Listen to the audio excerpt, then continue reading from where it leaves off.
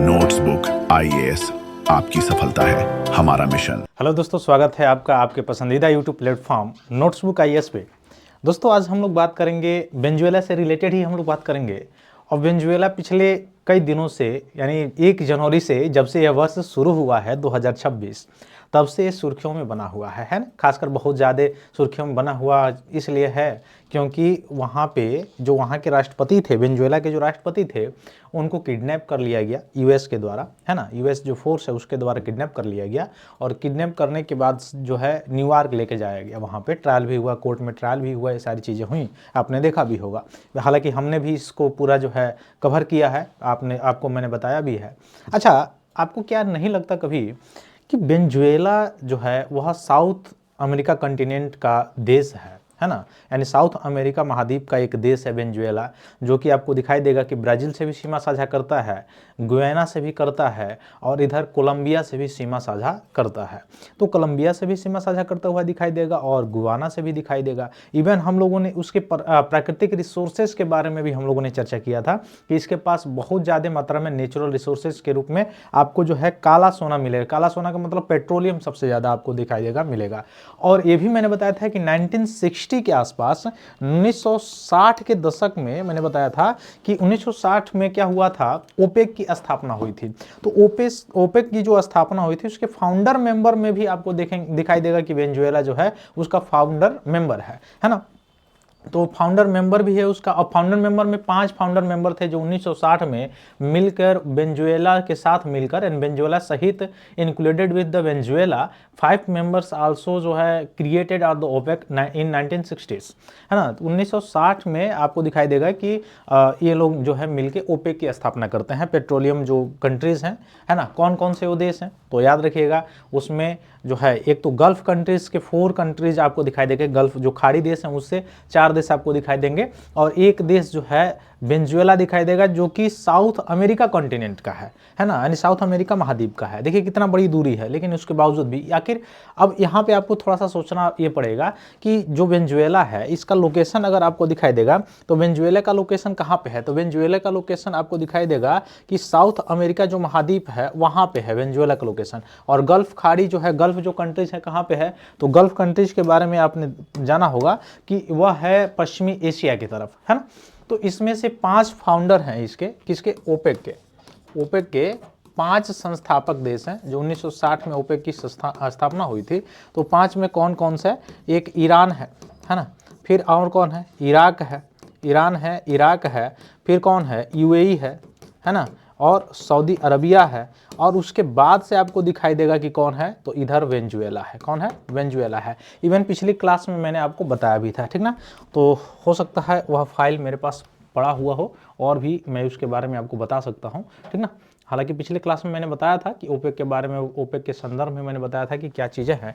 तो 5 जो है उसके फाउंडिंग मेंबर है, मैंने बताया था। इस समय जो है करेंटली अगर आपको दिखाई देगा 12 देश ओपेक में आपको दिखाई देंगे। तो यही चीज़ है, इसमें मैंने बताया था कि 1960 में स्थापना इसकी हुई थी।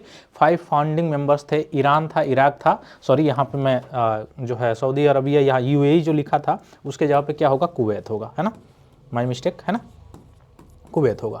तो कुवैत हो गया, सऊदी अरबिया हो गया और एक है कौन, वेनेजुएला, ठीक ना। तो ये 5 जो है फाउंडिंग कंट्रीज हैं जो मुख्य रूप से मिलके 1960 में जो है किसकी स्थापना करते हैं, ओपेक की स्थापना करते हैं, ठीक ना। तो ओपेक है क्या, तो ओपेक के बारे में मैंने बता दिया। इस समय करेंटली जो है वर्तमान में आप देखेंगे तो 12 मेंबर आपको इसमें दिखाई देंगे, including with the Algeria, Congo, Equatorial Guinea, Gabon, Libya, Nigeria and the UAE. तो इस समय प्रेजेंट में यूएई तो है, लेकिन जो है फाउंडर मेंबर के रूप में अगर आपसे पूछा जाए तो फाउंडिंग मेंबर के रूप में यूएई नहीं है। यूएई की जगह पे कौन है, कुवैत है। तो मैं फिर एक बार बता दे रहा हूं कि 1960 में इसकी स्थापना हुई थी ओपेक का। अच्छा, एक और चीज आप देखे होंगे, ओपेक प्लस, ठीक ना। तो ओपेक प्लस भी इन्हीं कुछ और कंट्रीज जो है उनको उसमें जोड़ा गया है। तो 1960 के दशक में कौन कौन से, तो आपको दिखाई देगा ईरान है ना, फिर कौन सा है, इराक है, फिर सऊदी अरबिया है और कुवैत है। यह 4 हो गए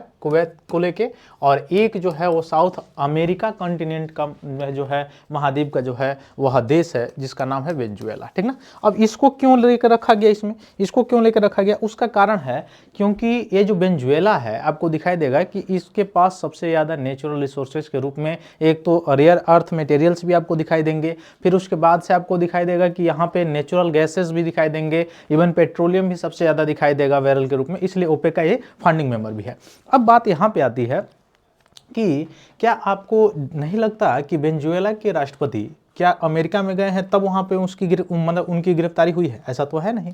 वह खुद अपने देश में है, अपनी राजधानी में है, वेनेजुएला की जो है काराकास के पास राजधानी में है, और उसके बाद राजधानी में होने के बावजूद भी उनकी जो है गिरफ्तारी हो जाती है। यहाँ तक कि आपको ये भी दिखाई देता है कि वहाँ पे आर्म फोर्सेस भी हैं, मिलिट्री भी है, नौसेना भी है वेनेजुएला के पास, और उसके पास जो है रूस से आयात किए हुए S-400 S-300 जैसे आपको दिखाई देगा कवच भी है, और साथ ही साथ आपको ये भी दिखाई देगा सुखोई 100 जो है वह विमान भी उसके पास है। किसके पास? वेनेजुएला के पास। इतनी बड़ी सैन्य ताकत होने के बावजूद भी किसी देश के राष्ट्रपति को उसके राजधानी से उठाकर किडनैप कर लिया जाता है किसी दूसरे देश के द्वारा।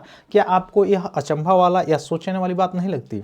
क्या आप इसमें नहीं सोच सकते हैं कि आखिर कैसे हो सकता है ऐसे, खुद उसी के देश उसी के राजधानी में जाके कैसे ऐसे किडनैपिंग हो सकती है? क्या उस समय मुख्य रूप से सेना जो है वह सो रही थी, या जो और नौसैनिक थे, या S-400 S-300 जो है वो कार्य करना बंद कर दिया था? तो ऐसा बिल्कुल नहीं है। ऐसा आपने देखा होगा अंग्रेज आए थे भारत में, बिल्कुल भारत की कहानी आपको दिखाई दे रही है इस समय। औपनिवेशिक काल में आपने देखा होगा जब अंग्रेज आए थे तो सबसे पहले उन्होंने क्या किया, यही काम किया था, और वह अकेले जो है भारत पे शासन, उनके बस की बात नहीं थी कि भारत पे शासन कर ले जब तक कि यहाँ का कोई व्यक्ति न मिला हो। जैसे आपने देखा बंगाल में मीर जाफर से रिलेटेड आपने देखा कि वह मिल गया था, उसको खरीद लिया था कंपनी, और खरीदने के बाद जो है वह सेना तो पहले ही टूट चुकी थी, यानी जो सिराजुद्दौला था युद्ध पहले ही हार गया था, उसको पता नहीं था बशर्ते। क्योंकि उसी की सेना के जो सेनानायक था वह बिक चुका था, उसी की सेना जो है बिक चुकी थी, पहले तो बिक चुकी थी। इसके बाद जो है यूरोपियन का मुख्य रूप से स्थापत्य जो है आपने देखा ब्रिटेन का स्थापत्य भारत में होता है। उसके बाद वैसे ही आपने देखा कि पृथ्वीराज चौहान को मतलब जो मारा जाता है उसमें भी किसका योगदान रहा है ना। इवन लोदिन वंश जो चल रहा था भारत में, उसमें बाबर को बुलाने का किसने कार्य किया था, है ना। अकेले क्या बाबर आके यहाँ से जीत के चला जाता? नहीं, ऐसा चीज़ें नहीं हो पाती। ठीक वैसे वेनेजुएला में भी आप कह सकते हैं कि ऐसे मतलब इस सिचुएशन में आप यही सोच सकते हैं कि ऐसा सिचुएशन जिसमें सेना भी है, S-400 S-300 है, रसिया से दिया हुआ विमान भी है, उसके बावजूद भी उसके राजधानी से उसके राष्ट्रपति को किडनैप कर लिया जाता है किसी दूसरे देश के द्वारा। तो ये सोचने वाली बात है। यानी इसका मतलब ये कि वह उस देश के, उस राष्ट्र के ही कुछ ऐसे लोग होंगे, कुछ ऐसे तत्व होंगे जो मिले होंगे जिसके कारण यह गिरफ्तारियां या यह किडनैपिंग आप कह सकते हैं हुई हैं। अमेरिका के सेंस में आप कहेंगे तो गिरफ्तारी है, और ऐसे ऑन द होल पे आपको देखने को मिलेगा तो वह क्या है, किडनैपिंग है, ठीक ना। उसके बाद से चूंकि यह गिरफ्तारी हो गई, वह क्या चाहता क्या है, तो आपने देखा जब से आया है यह मतलब 80 वर्ष का जो ओल्ड मैन व्यक्ति है, हालांकि सम्मान करना चाहिए वृद्ध व्यक्तियों का, लेकिन यह उस सम्मान के लायक है नहीं, ठीक ना। तो जब से आए हुआ है तब से तहलका मचाया हुआ है, क्योंकि इनको शांति का नोबेल पुरस्कार चाहिए, बेचारे को मिल नहीं रहा तो कहीं कहीं तोड़ फोड़ तो करेंगे। दूसरा चीज अमेरिका फर्स्ट पॉलिसी लाना है, और अमेरिका फर्स्ट पॉलिसी के अंतर्गत आपने देखा कि ओपेक कंट्रियों को डिस्टर्ब करना है इसको, ठीक ना। फिर रसिया पर भी कुछ समय पहले आपने देखा कि सैंक्शन लगाया हुआ था कि भारत ना खरीदे, अभी भी वही हाल है, उसका वही रवैया है। कुछ समय पहले आपने देखा कि मैक्सिको की खाड़ी को अमेरिका की खाड़ी कह दिया गया था, कनाडा को उसने अपने अंतर्गत लेना। अच्छा, कनाडा में एक चीज याद रखिएगा, कनाडा में जो शासन व्यवस्था है वह ब्रिटेन के समान है।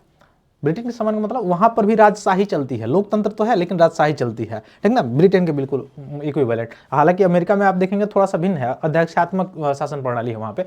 तो आपको दिखाई देगा कि यह चूंकि वेनेजुएला को क्यों चुना, क्योंकि एक तो ओपेक का मतलब सदस्य है, दूसरा चीज आपको दिखाई देगा सबसे ज्यादा नेचुरल जो पेट्रोलियम गैसेस हैं वह इसके पास है, पेट्रोलियम जो है इसके पास है। तो पूरे पेट्रोलियम पे कब्जा करना चाहता है, और कब्जा कर लेगा आसानी से, क्या करेगा, इसको बेचेगा, ठीक ना। तो बेचेगा तो फिर डॉलर को, अगर यह अमेरिका किसी देश को बेचता है तो क्या कहेगा, हाँ भाई डॉलर दोगे तब हम देंगे, सीधी बात है। तो डॉलर को वैश्वीकरण में, जैसे आपने देखा कि कुछ समय पहले साउथ अमेरिका कंटिनेंट का ही एक देश है ब्राजील, जहां पे आपने देखा कि ब्रिक्स का कुछ समय पहले यानी 1 वर्ष पहले वहाँ पे क्या हुआ था, सम्मेलन हुआ था, ठीक ना। ब्रिक्स का जो सम्मेलन हुआ था बेलेम शहर में हुआ था। कहाँ के? ब्राजील के बेलेम शहर में, ठीक ना। उससे पहले रशिया में हुआ था। तो बेलेम में जब हुआ था तो इसमें सभी देशों ने प्रतिबद्धता भी दिखाई थी कि एक नया करेंसी जो है ब्रिक्स प्लस जो देश हैं या ब्रिक्स जो कंट्रीज हैं उनमें नया करेंसी अपनाया जाए जिसके तहत लेन देन जो है सुगम हो सके।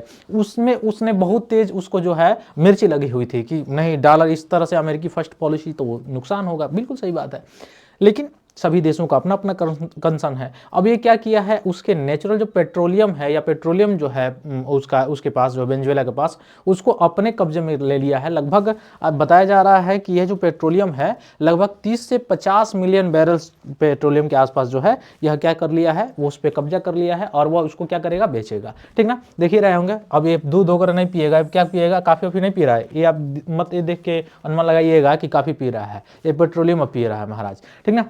तो ये सारी चीज़ें हैं, ठीक। तो Donald Trump says US to take sanctions Venezuela oil to American port, देख रहे हैं।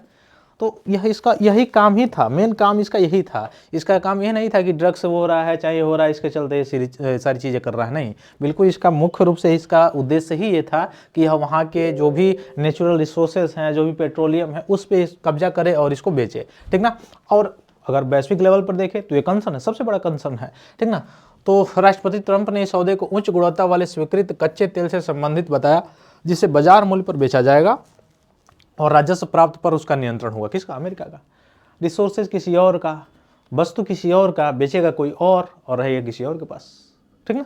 देखिए कैसी कहानी है, ठीक। वही कहानी आपको दिखाई दे रही है जैसे औपनिवेशिक काल में, या जैसे आपने देखा होगा कि औपनिवेशिक काल में जैसे बहुत सारे ऐसे आपको दिखाई देंगे किंगडम्स आपको दिखाई देंगे जिसमें साम्राज्य विस्तारवादी आपको दिखाई देंगे, ठीक। वैसे ही यहाँ पर भी आपको दिखाई देगा रहा। फिर वहाँ पर भी आपने देखा होगा ब्रिटेन से संबंधित जब औपनिवेश जहाँ भी है वहाँ के नेचुरल रिसोर्सेज को कितना उसने खाया है। और इस समय जो है नए लोग गाँव में कहते हैं कि 7 मूस खाई के बिलाई भैली भक्ति, वही हाल है कि सब सारों जगह का जो नेचुरल रिसोर्सेज है वो घपच गया, अब शिवम लगा दिया है ना, ताकि है ना मैं पर्यावरण बहुत योगदान दे रहा हूँ अपने डोमेस्टिक लेवल के जो चीज़ें हैं उसको बचाने के लिए के, और जो डेवलपिंग कंट्रीज हैं उनको मतलब एक तरह से देखा जाए तो तीसरे चोट पर या तीसरे छोर पे चोट देने के लिए, ठीक ना। आखिर इसका कोई मतलब नहीं है, मात्र वैश्विक लेवल का 0.1% ही कार्बन इमिशन ये कम कर पाएगा, उससे ज़्यादा नहीं कर पाएगा, लेकिन इफेक्ट इसका बहुत बड़ा होगा, ठीक ना। तो यह वही चीज़ है जो मतलब ये कहा जाता है कि करनी सब हम करेंगे और फिर हम ही सबसे अच्छे बन जाएंगे, तो वही चीज़ इसमें दिखाई देगा आपको। जो 30 मिलियन से 50 मिलियन बैरल बताई जा रही है, जरूर नहीं कि ये मात्रा एक ही बार में या दीर्घकालिक अनुबंध के हो, वो धीरे धीरे करके ही बेचेगा, जिस तरह से बेच सकता है। प्रतिबंध का संदर्भ क्या है, इस तेल को प्रतिबंधित के रूप में चिन्हित किया गया है, वेनेजुएला के निर्यात पर पहले लगाए गए अमेरिकी प्रतिबंधों के संदर्भ में है। प्रतिबंध रहेगा, वहाँ का जो भी रिसोर्स होगा उसको ले जाके अमेरिका बेचेगा, उसका राजस्व भी खुद वही लेगा, ठीक ना। हालांकि वेनेजुएला में आपको दिखाई देगा कि अंतरिम सरकार की नियुक्ति वहां पे हो चुकी है, ठीक ना। तो वेनेजुएला सरकार का रुख क्या है, तो वेनेजुएला के कार्यवाहक अधिकारी जिसका नेतृत्व मादुरो के को सत्ता हटाए जाने के बाद अब डेल्सी रोड्रिगेज कर रही हैं, उन्होंने सहमति जताई है कि इन अधिकारियों के पहले बयानों से अमेरिकी दावों को खारिज करने या उन पर संदेह जताने का संकेत मिलता है। हालांकि वेनेजुएला की ओर से तत्काल आधिकारिक विवरण अभी जो है सीमित ही है, ठीक ना। बेचारा क्या करेगा आप समझ ही सकते हैं, किसी के भी संप्रभुता पर अगर ऐसी चोट डाला जाएगा तो वह कोई भी देश हो, चाहे डेवलपिंग कंट्री हो चाहे कोई भी कंट्रीज हो, उसके ऊपर क्या चीज़ें बीतेंगी, यह सबसे बड़ा कंसर्न है, ठीक ना। तो यही सारी चीज़ें थी। यह जो तेल है, जो रिसोर्सेज हैं, जो खासकर वहाँ पे रेयर अर्थ जो मटेरियल्स है, इस सभी चीज़ों पे अपना जो है धीरे धीरे क्या करेगा। अच्छा, ये नहीं कि यह इसी के ऊपर चिड़ा हुआ है, अपने आसपास जितने लोग हैं उसके, जैसे आप देखिए ब्राज़ील पे चिड़ा हुआ था, कोलंबिया पर अभी वैसे ही चिड़ा हुआ है, मैक्सिको पर तो पूर्ण रूप से चिड़ा हुआ है, ठीक ना। कनाडा में भी यही इसका हाल था, लेकिन वह दोहरा मार पड़ गया। तो ये सोच रहा है कि मेरे पास तो 4 साल है, 4 साल में हालांकि 1 साल तो निकल ही गया इसका, अब और 3 साल बचा हुआ है। 3 साल में ऐसा विश्व में तहलका मचा दूं कि लोग मतलब रहने पर तो गाली दें, जाने के बाद भी गाली दें, ठीक ना। उस तरह का एक कंडीशन बनाया हुआ है। खैर कोई बात नहीं, फिर देखते हैं हम लोग भारत का इस पर क्या रुख होता है, भारत क्या करता है ना। क्योंकि इंटरनेशनल रिलेशन में डिप्लोमेसी के रूप में क्या क्या चीज़ें और इंपॉर्टेंट हो सकती है, यह सबसे ज़्यादा इंपॉर्टेंसी इसकी है, ठीक ना। तो फिर मिलते हैं हम लोग अपनी अगली क्लास में, तब तक के लिए बहुत बहुत धन्यवाद दोस्तों। जय हिंद। हेलो दोस्तों, नोट्सबुक आईएएस आपकी सफलता है हमारा मिशन के तहत लाया है बेहतरीन टेस्ट सीरीज का कलेक्शन, जिसमें यूपीएससी और स्टेट पीसीएस के प्रीलिम्स और मेंस के टेस्ट सीरीज उपलब्ध है, वो भी लोएस्ट प्राइस में। तो आप आज ही अपनी सफलता की दिशा में आगे बढ़ने के लिए हमारे टेस्ट सीरीज सेंटर दिल्ली के मुखर्जी नगर और प्रयागराज के सिविल लाइंस के सेंटर पर जाकर टेस्ट सीरीज परचेस कर सकते हैं। आप अगर ऑनलाइन टेस्ट देना चाहते हैं तो आप डिस्क्रिप्शन में दिए गए लिंक द्वारा आप हमारे ऐप को प्ले स्टोर के माध्यम से डाउनलोड कर ऑनलाइन टेस्ट सीरीज परचेस करें और अपनी तैयारी को और मजबूत बनाएं। अन्य जानकारी के लिए आप दिए गए नंबर पर कॉल भी कर सकते हैं।